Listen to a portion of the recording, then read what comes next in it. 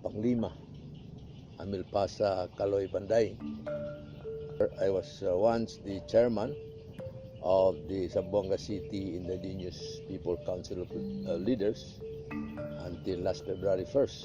And I'm a Banguingui, and I was born in the city, in Taluksanga in particular. And as far as my tribe is concerned, it is one of the ethnic tribe recognized by the government among the 110 ethnic tribes. In the city, the Banguingui is the majority of the 5 tribes. That includes the Kalibugan, the Subanen, the Yakan, the Bajau, and the Banguingui. We are in the majority. And historically, the Banguingui of this city comes from the nearby island of Tumkil. As a matter of fact, it is now called the Banguingui Municipality. The Sama Banguingui are among the 5 indigenous people groups in Zamboanga City. While many lives in coastal areas, there are some who have moved to urbanized communities and few have adapted to city life. The biggest population of Sama Banguingui in Zamboanga City reside in Taluksangay village, and others are distributed in Santa Barbara, Recodo, across islands in Tumalutab, Tiktabon, and few others. Those in Talon-Talon have built their homes on stilts along the coastline and mangroves of Simariki Island. The Atelier Zamboanga University is committed to help the Simariki Island residents who are from the Sama Banguingui tribe. And we have, in the past 2 or 3 years, we have been working with them in terms of many things. Number one is livelihood assistance. Like we have given them grants in terms of bangka, books, education of especially the children. We have built schools for them. The locals of Simariki primarily derive their livelihood through seaweed, farming, and fishing, being the major economic activity.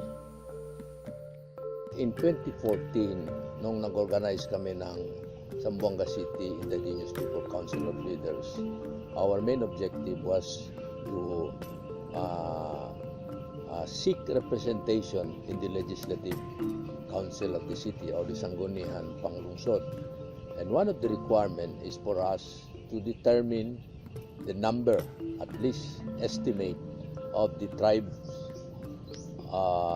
in the city, the population or the threshold population of the 5 tribes. So randomly we came to an estimate of about 150,000, more or less. Majority of which are the Banguingui tribes. Generally, people perceive the Sama people as poorest of the poor. They are left out. But this one in the Simariki Island, the Sama Banguingui, is one group that actually perseveres in trying to survive, in trying to maintain their being a community, in trying to maintain their ecology, and trying to maintain their domain. That's why they're really working now hard to apply for a title for their own domain so that they can freely and legally move around and do something with their domain.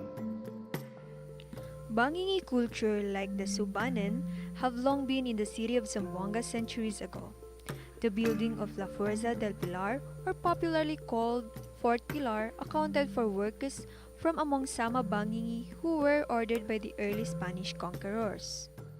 This began 2 years ago, and it will run till around 2019 to 2020, but this can still be extended because whenever we share the results of our work in Simariki to our partners here and abroad, they feel very happy, they feel glad because we're able to reach out to them. The indigenous peoples are or you can consider them the poorest of the poor because they're marginalized from mainstream society. Particularly, and this is important to note, the Simariki Island dwellers were victims as well of the 2013 Zamboanga siege. Their houses were burned, and so therefore, in partnership with other local development actors in Zamboanga like Zabida and other groups, we have tried to help them recover and reconstruct their communities through infrastructure like houses, livelihood, education, so on and so forth. The idea, the general framework is to rebuild rather, the community that was lost during the crisis of the siege. And years after, they're now getting stronger through our help, through our partnership with them and our partnership with different development agencies.